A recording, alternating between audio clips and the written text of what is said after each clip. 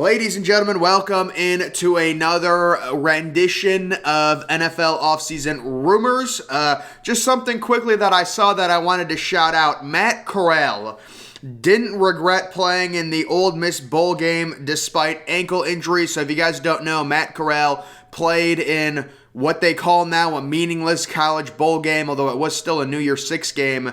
He got injured during it, and everyone went on Twitter and said, this is why kids shouldn't play, things like that. I like Matt Corral a lot more for this. For him doing this, for him playing, it's not going to affect his draft stock at all, the injury. I understand why kids sit out, but I just think most of it's really soft, like especially Kenny Pickett. I'm starting to really dislike Kenny Pickett for what he did. Pittsburgh finally makes a New Year's Six game. Let alone a good bowl game. They finally make a freaking New Year's Six game, and Kenny Pickett sits out. It's such a joke. I mean, I'm just not a fan of that type of culture, that type of behavior. I understand you got to protect your draft, your draft status, things like that. But I just thought, great job by Matt Corral there. Gets injured, but he's going to be fine. It's not going to affect him at all in the draft. Little ankle injury. Really good job by Matt Corral. But guys, let's get to some news. Paris Campbell, the former Buckeye, the former second-round pick, Colts GM says, I'm not quitting on Paris Campbell. This seems pretty obvious, right? This poor kid's been injured for his, much of the first 2 years of his career. You take a look at the Colts receivers, they still need a wide receiver one. They really do. This is a team that's an elite quarterback and a true wide receiver one away from a Super Bowl. You take a look, I think the biggest super team right now, if Aaron Rodgers and Davante Adams go to the Colts and they somehow make it work with the cap situation, that's the number one super team in the NFL. It's not even close. Aaron Rodgers, Davante Adams, Michael Pittman, Paris Campbell. You draft a tight end in the second or third round. You've got an unbelievable offensive line with Quentin Nelson, probably the best guard in football, heading it.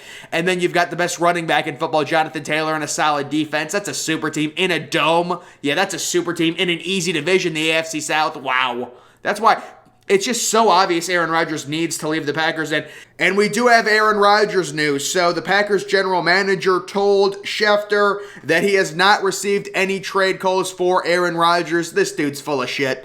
And the reason I know he's full of shit is because a few weeks ago, a few high-level sources reported that teams were already putting their trade packages together for Aaron Rodgers. This dude is in complete denial. Aaron Rodgers is, leaving the Green Bay Packers. I know there's been some certain things. There's been questions. He's re-signing, things like that. There's not one logical football explanation you can have for Aaron Rodgers thinking that going back to Green Bay is his best option in terms of winning a Super Bowl. Aaron Rodgers is going to tell the Green Bay Packers, you drafted Jordan Love in the first round 2 years ago. Start him. Isn't he your future? You wasted a first-round pick on Jordan Love. Why do you want me back? You already drafted a quarterback in the first round. Why would you want me back? Disgusting, guys. I hate franchises that are poorly run. The Green Bay Packers are just so badly run and so badly operated, and their GM keeps saying just horrible things. He's taking terrible media hits. And he says that no teams have offered trades for Aaron Rodgers when it was reported just 2 weeks ago teams were putting together their packages for trades. So this situation is going to be resolved. Aaron Rodgers will be demanded a trade. I've said that before, guys. It's coming. Rodgers kind of wants to, build the drama, drum it out a little bit, but it is coming. The next thing, we've got Baker Mayfield news. Browns GM says, I don't think there's any reason that Baker Mayfield can't rebound. So the major takeaway here is it does look like the Cleveland Browns feel pretty content with letting Baker Mayfield be their starting quarterback in 22 on that fifth-year option.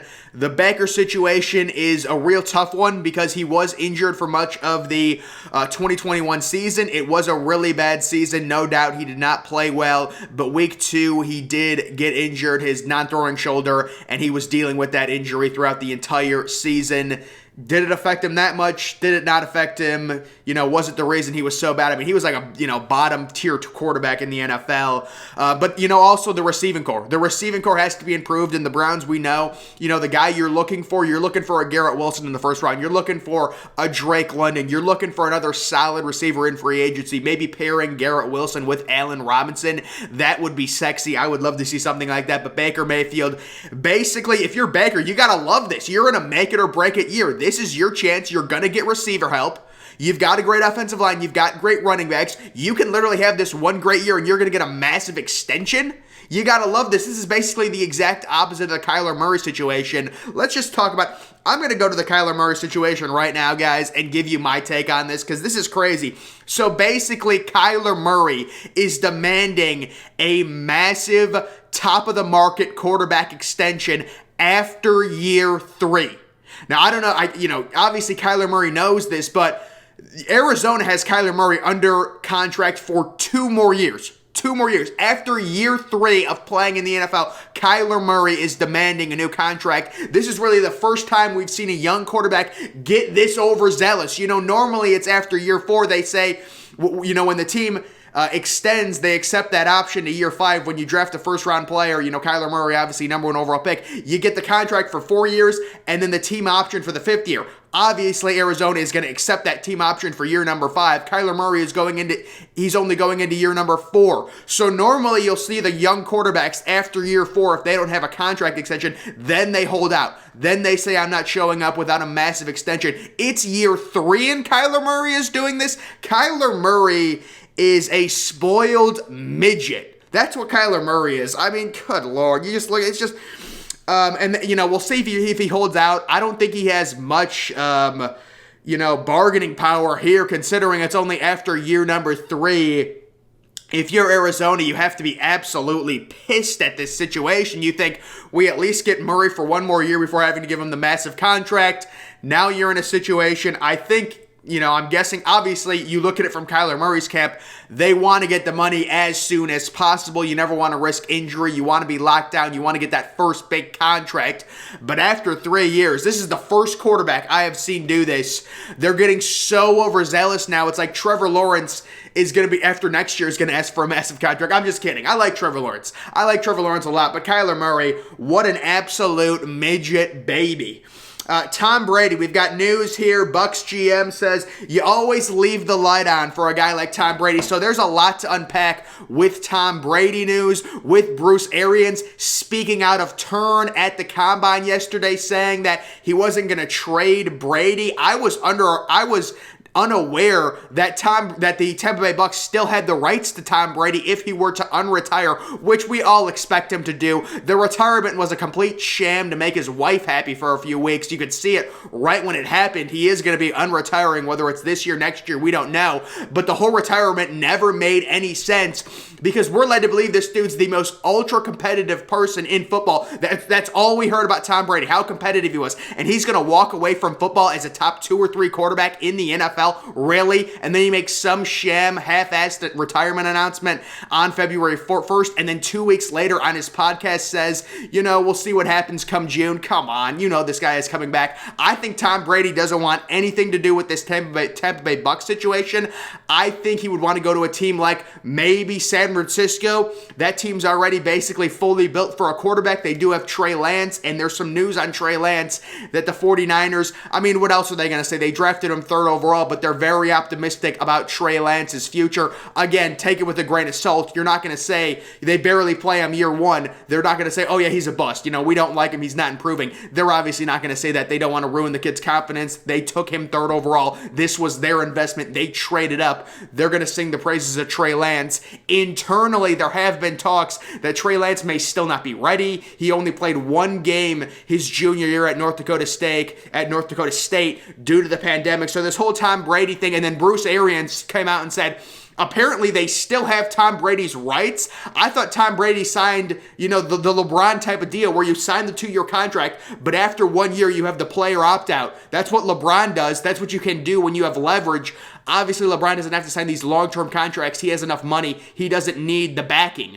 Same thing with Tom Brady. I don't know, did Tom Brady sign a 2-year contract? That was really dumb if he did. You can sign the 2-year contract, but do it like LeBron, where it's a player opt-out after 1 year. So you can be a free agent basically after every year. Like LeBron could leave the Lakers this offseason, I think, because he could opt out of his contract. He signs 2-year contracts, but it's a 1-and-1. You can opt out after the first year. It's all in the player power. If Tom Brady seriously signed a legit 2-year contract with Tampa Bay to where Tampa Bay still has his rights. That would be a major mistake, but still, Bruce Arians comes out, tries to act like a hard ass, saying that, oh, you'd have to give us 5 first-round picks if Tom Brady comes out of retirement and wants to play somewhere else. That's ridiculous. That's not going to happen. The Bucs would take a massive PR hit. Tom Brady did not have to go to Tampa Bay, when he was 42, 43, helped win them a Super Bowl. They would let him go wherever he wanted. Bruce Arians just doesn't know how to talk to the media. That's all that is. And he tried to look like a hard ass during it too. Just a few more housekeeping things. The Combine Buzz, the Jacksonville Jaguars GM says, you're always open to business for the number 1 pick. So I think when it comes to the number 1 pick, Jacksonville is very angry. They're pissed off that there's not a quarterback at number 1 that a team would mortgage their entire future to go get, because if you're Jacksonville, you've already got your quarterback. And if there were a few great quarterbacks, there'd be a team that could trade up. You could get so many assets. Unfortunately for Jacksonville, there's just no one there, so the thought of them trading that number 1 overall pick is not very high at all, because the team's not going to give up enough assets because there's no top quarterbacks. The expectation, according to pretty much everyone at this point, the Jacksonville Jaguars will take a franchise left tackle to help Trevor Lawrence. The two names I keep seeing, it's about a 70 to 30, 70% chance. Evan Neal, the offensive tackle from Alabama, compared to a 30% chance. Akeem Aquanu, who's another huge, he's actually bigger than Evan Neal, offensive tackle from NC State. So that's kind of what it's between now. You got to take the offensive tackle. You got to help Trevor Lawrence. If a trade presents itself, this is a typical GM posturing. We're never not going to look at trades. If you're going to offer me 3 first-round picks, but no team's going to offer him 3 first-round picks because there's not that can't-miss quarterback in this class. That's just an update on what the Jaguars will be taking an offensive tackle, number 1 overall. That's basically the summary of that. I've talked to more NFL teams this week about Mitch Trubisky than the 2022 quarterback class. I think that says a lot. So yeah, Mitch Trubisky, who would have thought? Mitch Trubisky's a hot name, but to me, this tweet is a bit ridiculous. It's disrespectful to this current quarterback class. This is a good quarterback class, okay? There are 5 or 6 legit future NFL's potential starters. You take a look at a guy like Carson Strong, Desmond Ridder, Kenny Pickett, Matt Corral, Malik Willis. These guys are legit. They're probably 4 or 5 of them are probably going in the first round. There'll be teams trading up for them. They're not going to go top 4 or top 5. They're not that high-end superstar talent level, but these guys are legit NFL level starting quarterbacks. These guys are, some of these analysis are just getting out of control with the quarterback hate just because there's not a number 1 overall player at this point. But guys, that is going to do it for this video. Make sure you're following me on Twitter. Link to that's always in the description. I'm, of course, the Depressed Ginger. Thank you for watching.